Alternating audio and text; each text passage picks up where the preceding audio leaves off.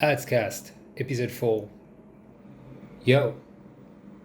Yeah, I'm gonna give you a minute to take in the fact that I shaved, obviously. And yeah, for people listening, you can't really tell. But people watching, you can tell that something changed. And I'm not really sure if that's for the better. I need to stop doing this. You know air that I'm pushing through my nose after saying something funny? Because it's like a laugh track. And I don't know if it's like a nervous thing, but it kind of is like a laugh track. It's sounding like one, and to me, this is annoying. And particularly because you guys don't need a cue to laugh. Like I'm hilarious, you will be laughing anyway. So I need to cut that off so that I'll try to cut it off. But what I was saying was that my hair grew inside. That's a very weird thing to say, isn't it? Because it is borderline me saying that I'm gonna grow a bush somewhere else. But how was your week? Nothing too eventful, I hope. Again, I have to stop doing this. But this is the fourth episode of Adscast and of my podcast, and it doesn't feel like it. It's already been a month when you know that I take like a full week to, not a full week, but it's a weekly thing. So has time been going by fast? I don't know. I'm not that old that I would say stuff like this, but I'm very grateful for you sticking around and checking this podcast, week in, week out. But yes, without further ado, just to give you a roundup what we're gonna have today. Only two segments today, which would be So That Happened and In My Feelings. I think they're gonna take enough time that it will still fill up an hour slot. And I remind you guys that this podcast is for you to listen while you're driving, while you're eating and you need something to fill the void because you can't live with yourself, while you're goggling on someone's private parts. The Netflix thing of, are you still watching? That's me. I'm giving you background noise so that you can keep going at it. That's on me. that good head is on me. You're welcome. But yes, I thank you again. Quick reminder that it's appreciated if you give ratings to the podcast, like even feedback. Like I have been talking to a lot of people and for a while now, and I've come to grasp that like I just don't take feedback or criticism. I don't take anything at all that you have to say about my work because I just care about my vision, no matter if it's fucking flawed. But I'm trying to let people tell me stuff a bit more. I think people who've spoken to me in the past few weeks since I started this would have noticed. Trying to be a bit more humane, which is quite a task for me. When you're that narcissistic, I'm basically the Amber Heard of podcasts. So, what a bitch, right? What a bitch. So, it's appreciated if you are subscribing on YouTube, if you are following and what is it? Like, I think it's following on Spotify and Apple and leaving comments and leaving ratings and just listening to the thing. That's appreciated. If you want to support me directly, there's a Patreon where you can donate so I can stop living on the streets because my bum is feeling sore. And is it? And without further ado, welcome to Adscast. So that happened. Welcome back to the show, and we're going to go straight away to the So That Happened segment. And this week we're going to talk about two things specifically. I don't know, are they very linked to each other? The first thing is going to be the French elections, where Emmanuel Macron won his re-election. And first of all, I would like to point out the greatness that is bilinguality. I don't know, I'm going to make a point about languages, and I can't fucking speak any of these languages, it seems. The greatness of being bilingual, because like, you can follow up on memes which are like about how fucked up Frenchy countries are, because not just France, but memes about how fucked up Frenchy countries are, as much as basic as English speaking countries, which is most countries to be honest. But you can follow up on pretty much everything when you master these two levels. Well, It's not like French is the most spoken language on earth or anything. It's not even in the top 10 if I recall right. I think it's 10th. But it's pretty practical because, again, I think Elon Musk is very much buying Twitter, but till now it has been good. It's, well, not good. That's not a fair representation of that website. But what I'm trying to say is that I've been on French TikTok for the past month because of elections. Holy shit, this is amazing. I cannot believe it. That was amazing. That was a good time. These memes were amazing. The Valérie Pécresse memes were amazing. Miskina. I love them. But that's not really what I want to talk about. What I want to talk about is that Macron did get re-elected against Marine Le Pen, which was a remake of the last French elections. That was still the same matchup.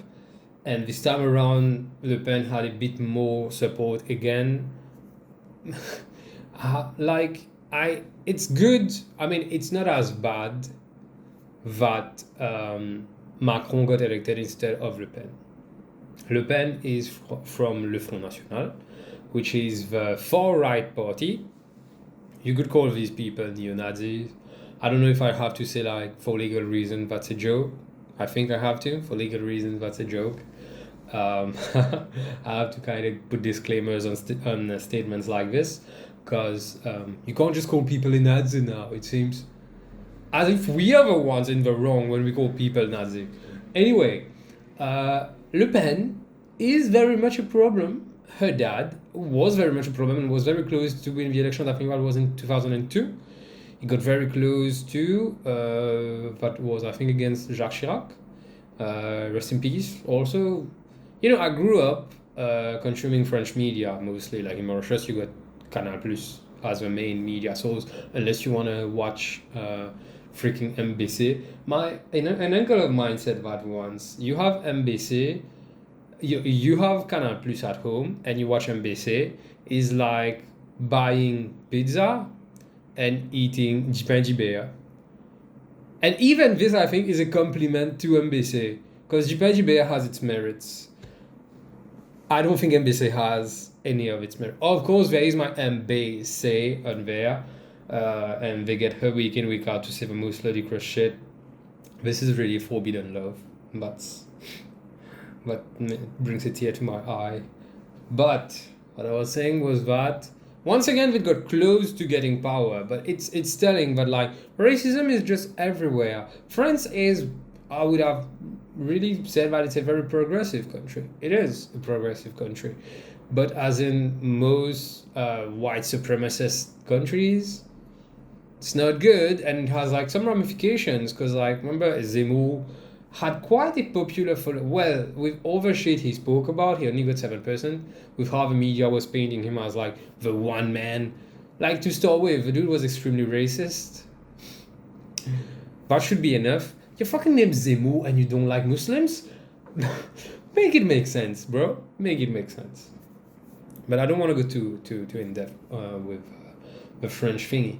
My point really is that it's kind of scary how close Le Pen got once again, but also that Macron is not actually a good president. The memes were amazing.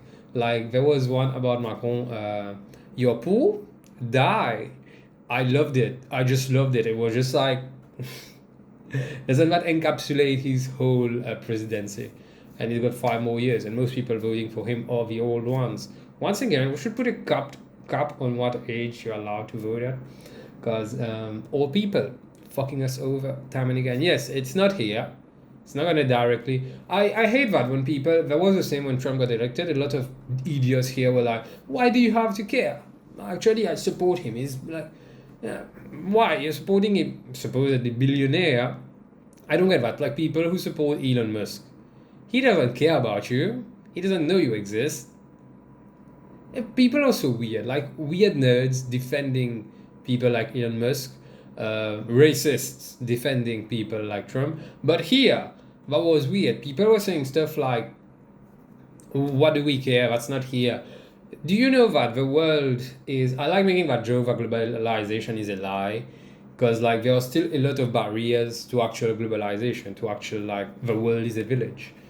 But in practice, we are all tied by a lot of things. And particularly the number one economical power in the world, the US, is going to do something big and bad.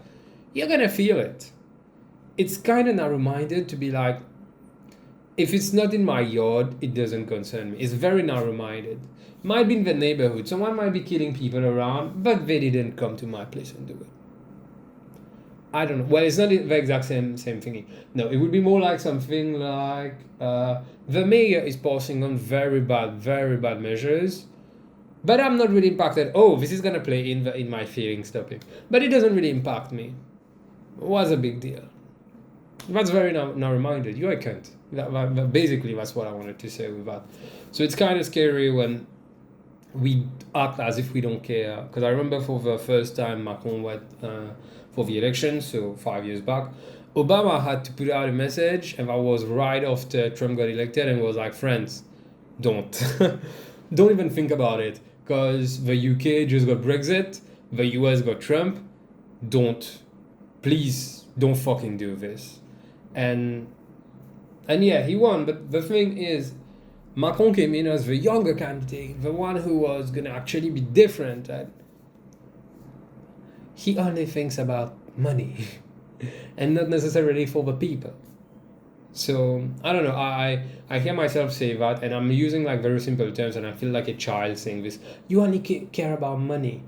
But at times we downplay these very true statements, like someone only cares about money, and say that it's childish because like the ramification. That doesn't matter. At the end of the day, what does that one candidate care about? Money. And they're going to do everything needed to get there. Like life for students have got harder. The standards of living are already we know that it's pretty high there, but like it's not getting better. Again, you're poor? Die. I should stop doing this. So, my next topic. Well, actually, before moving to the next topic, I wanted to add something last week, but I forgot, and that was related to the elections, because that was more linked to the municipal elections, but since I'm talking about elections, now I'm going to mention it. We need to make it so that elections become an automated process, and not that the Prime Minister can call or postpone them. There needs to be like independent, the supposedly independent organization that oversees the elections, supposedly independent. When you say supposedly, it's fine. It's fine. When you say supposedly, it's fine. It's not a big deal. I hope my lawyer friends do tell me. So it shouldn't be in the Prime Minister's hands to call or postpone elections. We are leaving power to a potentially extremely corrupt person to dictate democracy. Wouldn't that be sad if that was already the case? Like not having municipal elections in 6 years. Wouldn't that be sad? It should be an automated thing. I don't know if that has to be changed. I think it has to be changed through constitution. And make it so that after a set amount of time, it's called upon. Not for the Prime Minister to be like, okay, I'm going to put it for there, which was very much the case last time. No, you shouldn't get that much power. You should never have the chance to do something like this. That makes no sense, because you are going to be recalled. You cannot get the power to put it in your agenda for exactly when to schedule when you want to be recalled. Because if you think about it, the passation of power here on our island, the big passation of power, has been when the leading party was in an alliance mostly with another party, and when they broke off to go with another, which was from the opposition previously. So it wasn't really like someone was very confident in their performance for the past 5 years and was like, let's go for the elections right now. You think you're going to beat us? I'm sure that what we did is enough to... No, it was mostly... And then they lost. That's what I mean. And then they ended up losing. That's not that. It's that they break up the alliance, so you automatically have to, because you're dismantling the government, you have to go for elections. And once again, they have the power to do that, right? But so... I think we should not have alliances. I think that makes no sense, because else you should be the same party, because... fundamentally, if you believe in the same thing, maybe you want to do it different, but why aren't you just the same party and you work together inside of that party to get towards that, like for example socialism? Why don't you have just one party and you work towards that? How is that? Alliances shouldn't be a thing. That is bullshit, because at some point we'll just break it off. And we all know that, once again, but what do we do? I'm kind of tired of that too. Like, we all know how it works. We all know that people just vote as per religion. We all know that people just do this, that. They only vote for the two same names for the past 50 years. We all know that. But why the fuck are you complaining? Because you're still playing in it. I'm going to move on from that topic to go right back to Bravin, because I'm not done. So, as we all know, and as I started the podcast by saying, I hope nothing much happened for you for previous week.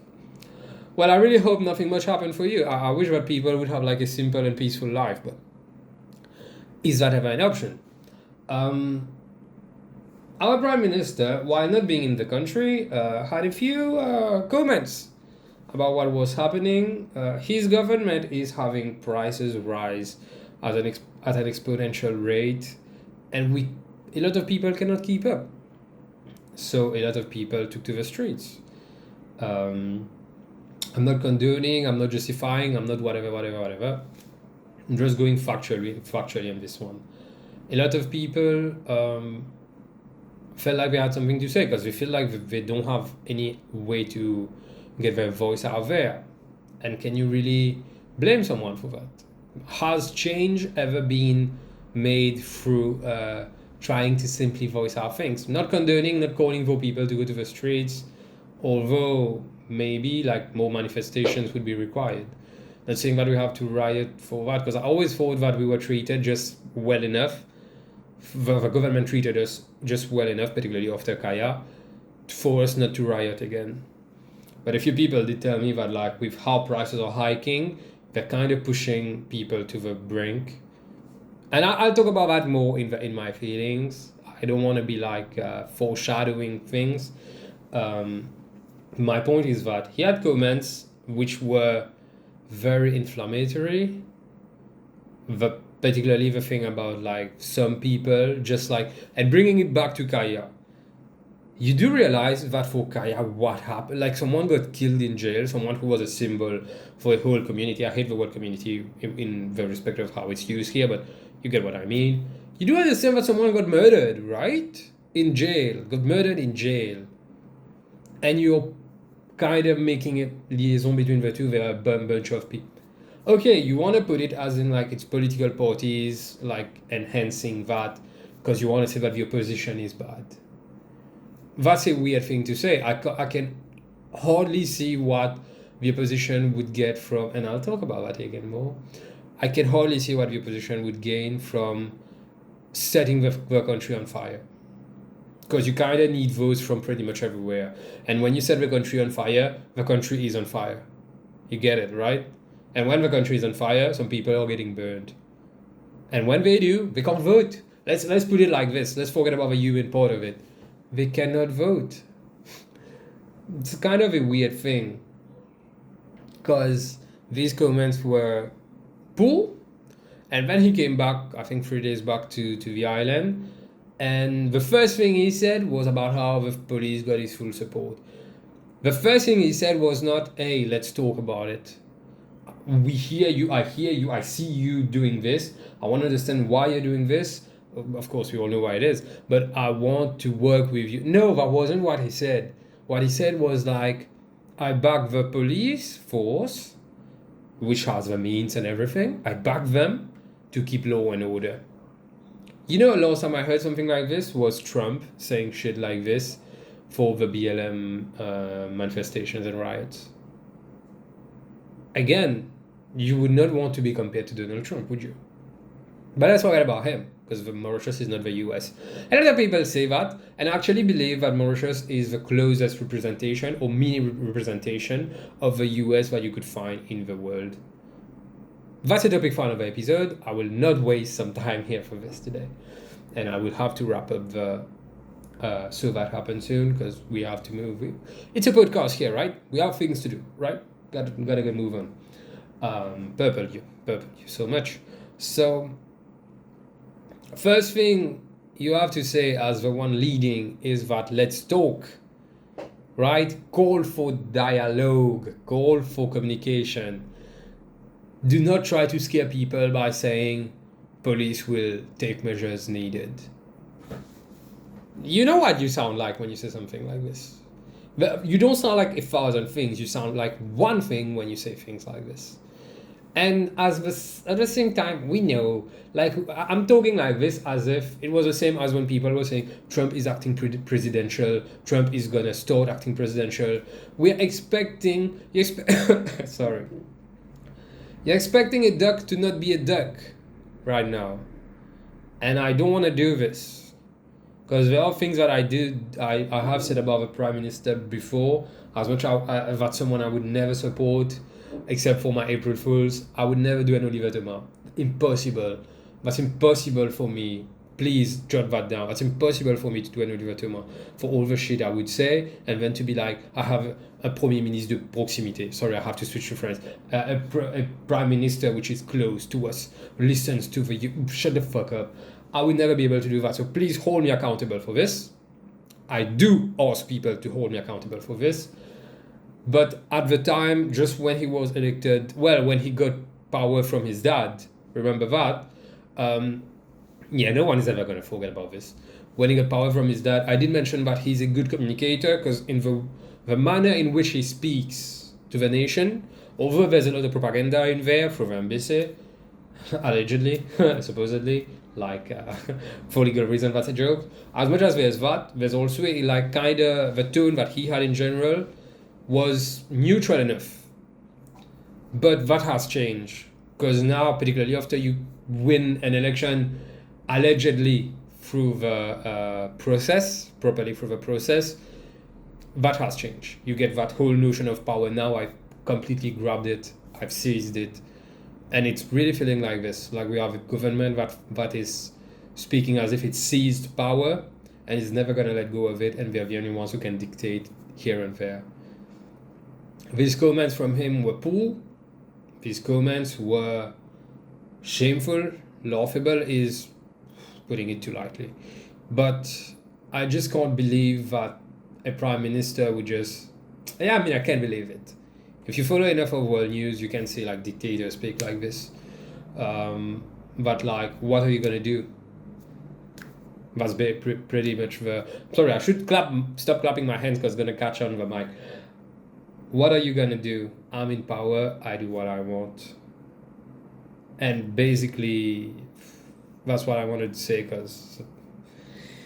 So, that happened. Adscast, in my feelings. And we are back again on the 4th episode of Adscast, and my hair still hasn't grown. And just like Christophe Salambert with our facial hair, this is disturbing.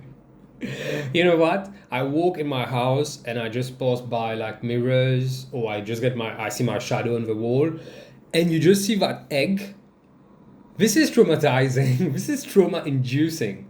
That is so scary. I say about my own freaking head as if I've never shaved my head. Actually, I didn't completely shave it this time around, which I usually do. I was like, maybe not. You know, I kind of want to do that Drake thing. You know, I just gonna be like making it hard here. No, I'm not gonna do a Drake thing, but I could be doing a Drake thing because I'm a whore.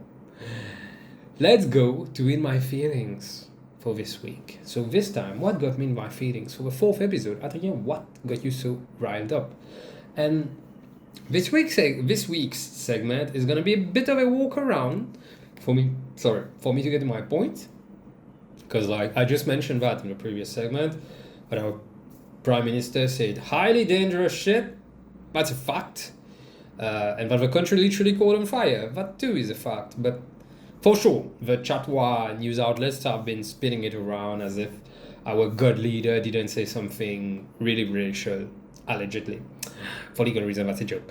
And it's these people stirring unrest. That's what he said, okay? That's me quoting here, well, transcribing to English rather, but these people,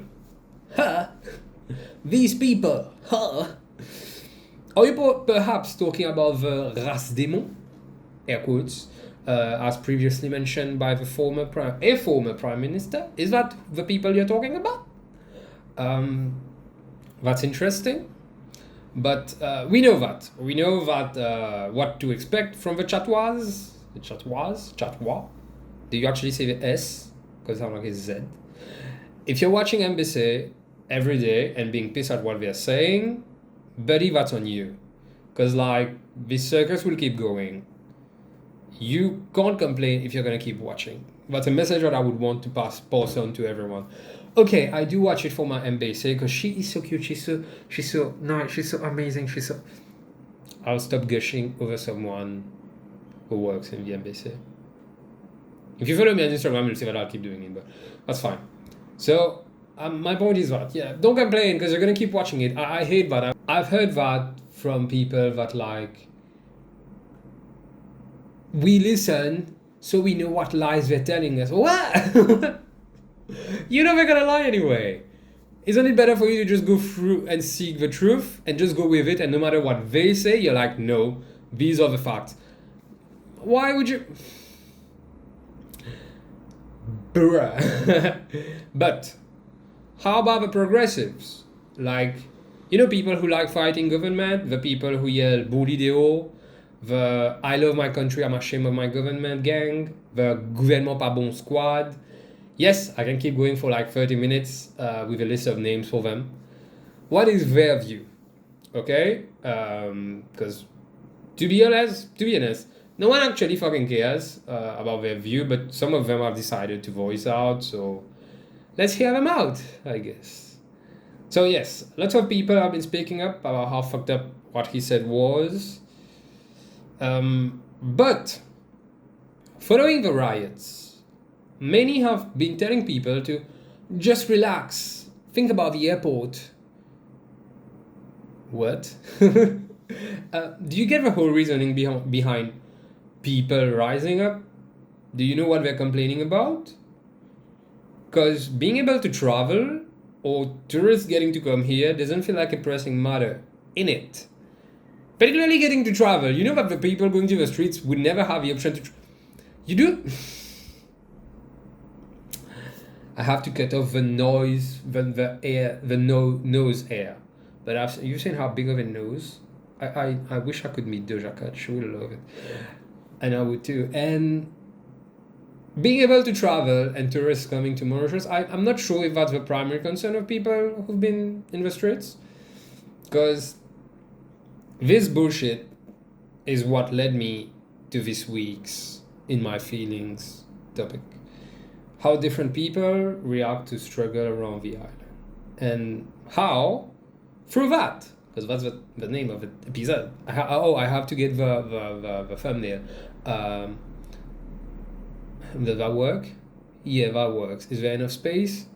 Yeah, there's enough space. Sorry, I'm wasting time just to get a thumbnail. Adrien, clip that thumbnail. Ta-da! No, I have to look shocked. Anyway, I'm gonna move on from this. I'm gonna go back to that. How different people react to struggle around the island, and how, through that, title of the episode, Mauritians hate Mauritians as an aesthetic. Something big as a statement. Ooh. And this is an exclusively Mauritian thing in practice.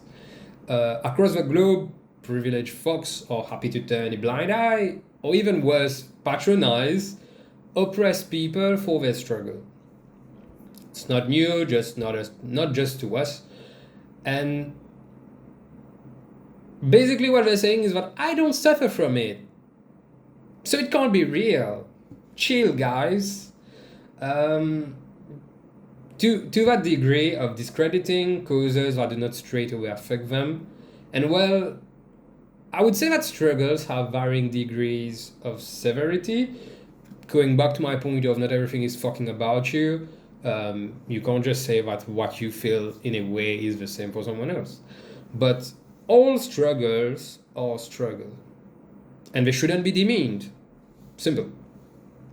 Let's think back to the George Floyd murder. Many Americans blame him for his death. Like, that's something that we can't discount. many white Americans as well as black Americans that have made a living from pandering to white people. You know, an Uncle Tom, basically, Uncle Toms in general. And many Mauritians sided with the BLM movement at the time, like putting the fist, putting the black square, but not everyone. And a lot of people did repeat that stupid narrative that he put himself in that situation. Why didn't he just comply? Why didn't you get aborted is the real question here. Why didn't you get aborted? But now that the struggle is closer to us, it's actually around our island now. Now that it's closer to us, you can see who was being performative in their support. As again, the same narrative, a similar narrative, is being pushed. If you do this and get shot, you brought it upon yourself. Can't you see how everyone else will have to bear the consequences for these actions? Think about the economy. Buddy, the economy is not thinking about us right now. People need to be able to live properly. But as society progresses, the real goal has to be providing humanity with resources to live well. Bam. Socialism. Motherfucker. I will flesh out this point in another episode, solely focus on the lunacy of work in a capitalistic world. You know, I foreshadow next episodes. But that's not a catchy title, actually, that one. Like, lunacy of work in a capitalistic world. We'll name it, if you ain't rich, you're a slave. That's not bad, isn't it? But that's a story for another time. For now, I actually pity the people who studied a bit of business at whatever point in their lives and have made capitalism slut their whole personality. Because, yes, I too love nice things. I think everyone does. I have mostly throughout my life wasted money. My money, my parents' money, my siblings' money, my partner's money. And that I didn't really try to do, okay? I just assume that I'm pointless. So if you decide to get with me and spend on me, that's a you problem. But wanting to afford nice things shouldn't stop others from having a decent life. We keep using that as an excuse, like capitalism and hardships is how we progress society. That doesn't sound like a good enough excuse. Furthermore, hardships at this time now should have already been eradicated. We're in 2022. The world has progressed enough. Bam! Socialism, motherfucker. No. But I'm not going to go on this tangent today. In my script, there was like a whole block of text that I had to highlight in yellow to be like, no, don't go on this, because you'll be sidetracking. I'm not going to go on a tangent today. You see, with this podcast and your feedback, my dear friends who I purple so much, my village friend, she's going to hate me for having said that just now. But still, love you. I'm trying to get more focused. So again, learning to accept your feedback too, that's a big task. Anyway, not gonna go on a tangent. Let's stay focused, brothers and sisters and non-binaries. My point is that stop fucking talking about the economy. It doesn't care about us. It might work for you, and you specifically. You watching, no, not just everyone, but you know you. But at large, it's not our friend. So why should we care? I've also been taking a look at the stance of politicians, and that's what I wanted to mention earlier. Pravin kind of blaming them for stirring unrest. And they can't really be human about that matter right now, because they lose some votes no matter what they do. So the best action is to do damage control. How sad. All they can do is speak about reality that they have no clue about too. And that actually does explain how it's one specific social class that ends up in politics, doesn't it? But move on from that. Of course, I want peace, but I know that not everyone does, or at least cares for it. I have to be realistic about this. Peace doesn't need to be within arm's reach, if you can build glass ceilings. Sadly. And to sum it up, there is grace in recognizing your privilege. So try forcing yourself to fucking do that. And I'm talking to you. Yeah, you. Again, that's so vague, isn't it? Passing comments from your golden tower that levitates above ground, because it does feel like this line of feedback only comes from the ones who can up and leave at any point. And no matter the excuses you'll make for yourself, at the end of the day, your head is so far up your silver spoon ass that you choose to make your struggle, if ever you have any, the only one that matters. And that is what I mean by Mauritians hating Mauritians as an aesthetic. Albeit the road to get to that point was convoluted. But it does feel like those who can afford jumping ship resent the rest of us who can't. Who have no other option than to stay and fight. Why are you fighting? Is rather what we get asked. Can't you see there's no hope here? We can only make it if we fuck off from here. Oh really? How funny. You can see what's wrong about the place, but you refuse to do anything about it. Heck, everyone listening to this, to some degree, benefits from a level of privilege. I never shield myself from it. My parents work their asses off so that their kids will never lack anything, they're successful. Then complain that then they work their asses off, so my parents work their asses off so that their kids will never lack anything. Then complain that we don't know any hardship of life. Sigh. But it remains true. Factually speaking, to me, things are really becoming fucking expensive. Like, I would say it very straight up. But I have comfy cushions that shield me from the real impact, if you know what I mean. Yes, I can't just fucking drive around for fun now. These prices are not very, shotgun tamarin. But I'll live. A lot of people cannot afford to say that. And from my privilege, I want to do more. Do not just sit on my ass, although that is what I've been doing, what I'm doing right now, literally sitting on my ass talking to people on the internet. But you get my point. My first way to contribute, that's my first way to contribute, and I vow to find more ways to do so. Remember that my dream is to become Prime Minister. And there are no shortcuts to become just that. Well, there's no shortcuts, but they're all imposed. And to me, it shouldn't be that if you become Prime Minister, everyone will acknowledge you. It should be the ones who acknowledge that can become Prime Minister.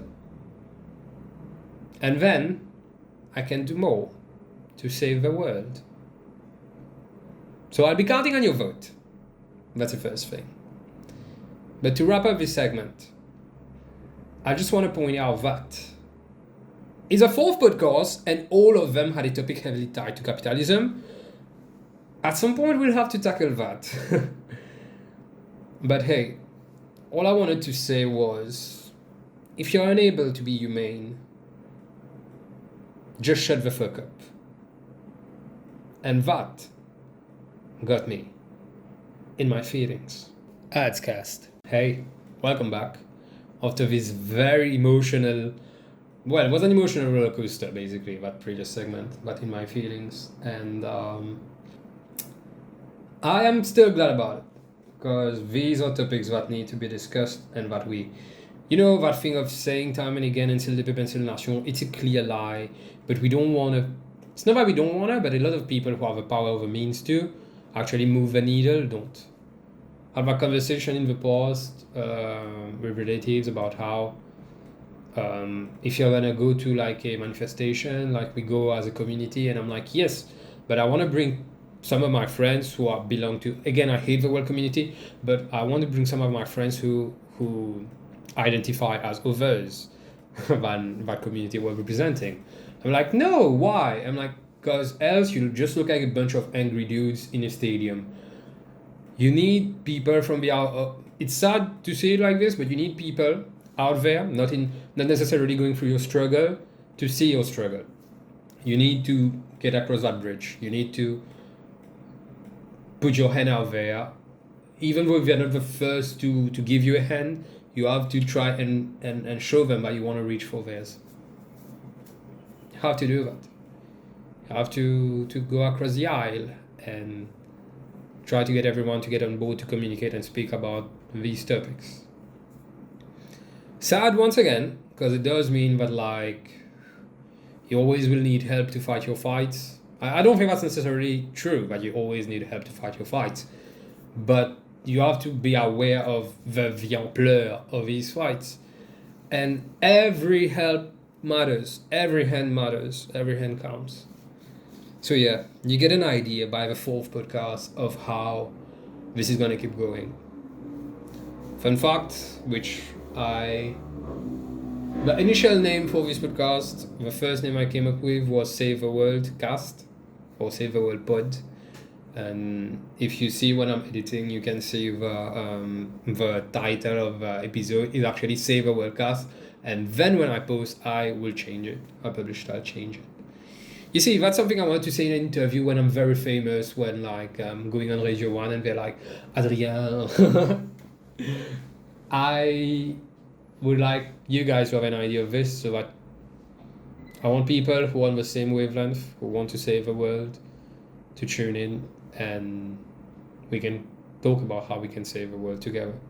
When I was younger, and I keep talking about capitalism, being younger, I was very much like, I see myself as a capitalistic socialist, as in I love money and I see the benefits of making money, but like, yeah, to some degree everyone should, but like that's so fucking dumb. And that's just what I was talking about. People who studied a bit of business, I'm just like that.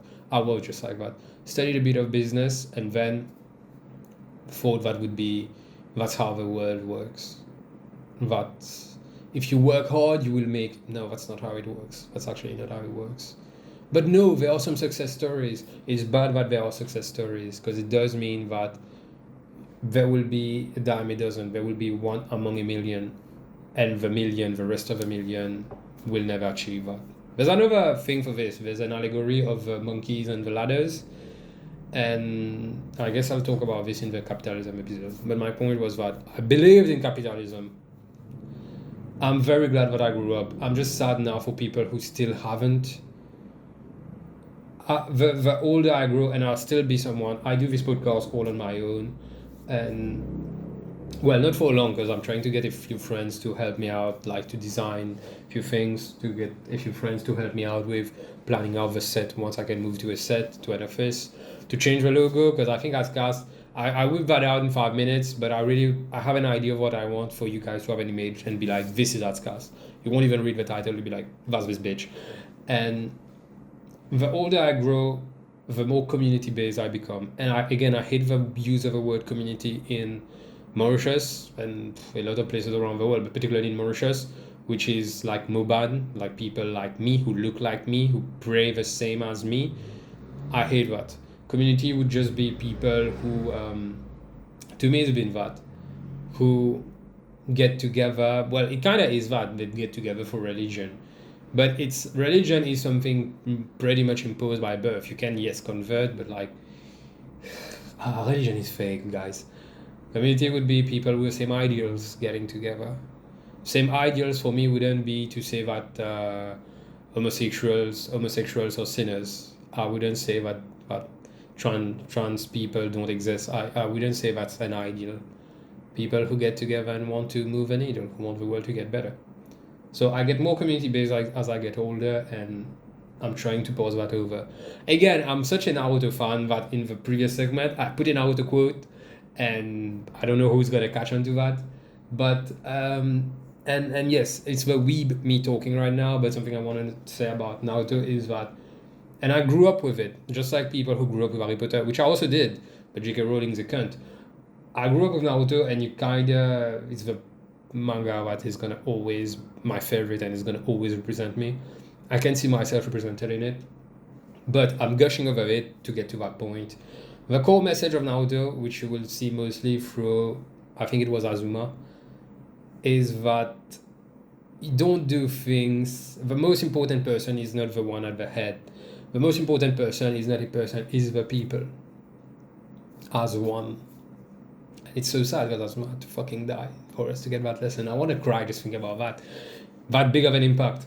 But the message is that you grow up and you have to try and pass on things for the rest of the world to live better. You have to try and eradicate hardships. That's what I'm trying to do with this podcast. Save the world. But thanks for tuning in. Because I made that closure way longer than it has to be. It's already 7 minutes into it. But I wanted to say, because I have to do the usual ending thing, I appreciate you guys subscribing, I appreciate you guys liking, I appreciate you guys doing everything, sharing too, that's appreciated. Please keep doing it, because for this to be successful, for my vision, I always say it like this, my vision is only going to be, I should become, it's the one who acknowledge who become Hokage. And I want to be Hokage. So I appreciate you guys, and I rely so much on your support, because I'm telling you guys, I've been such of a soloist for most of my life, but as I get older, the disillusionment of how it actually works, it's more like to me now that I think it matters more for me if we make it together, but I just make it on my own. Because anyway, I want to make it so that I can make it better for everyone. So, not saying that I'm a savior, and once again, like I said before, hold me accountable for things that I'm saying and I've said. Like a lot of things, I will grow up and move on from them and learn. But a lot of things also, just like what I said, my political affiliations. Not saying that MMM can do no wrong, because I'm still with that party. I mean, I'm not in the party, but it's the one that represents my beliefs. Not saying that they can do no wrong, but I'm saying that I've said that in the past. I align with them until they don't align with me. Until what they are trying to preach is not what I can see myself in anymore. Socialism for life. You can't see the punch. For life. Okay, I'm kind of hiding Itadori. I don't want to do that. Thanks, guys, for your support. I appreciate that. And subscribe, blah, blah, blah, blah, blah. You can support through Patreon. Start at $3 per month. That would be helpful. Pay me a coffee. Get me a coffee. And thanks again. That was Adscast, episode 4. I'll see you guys very soon.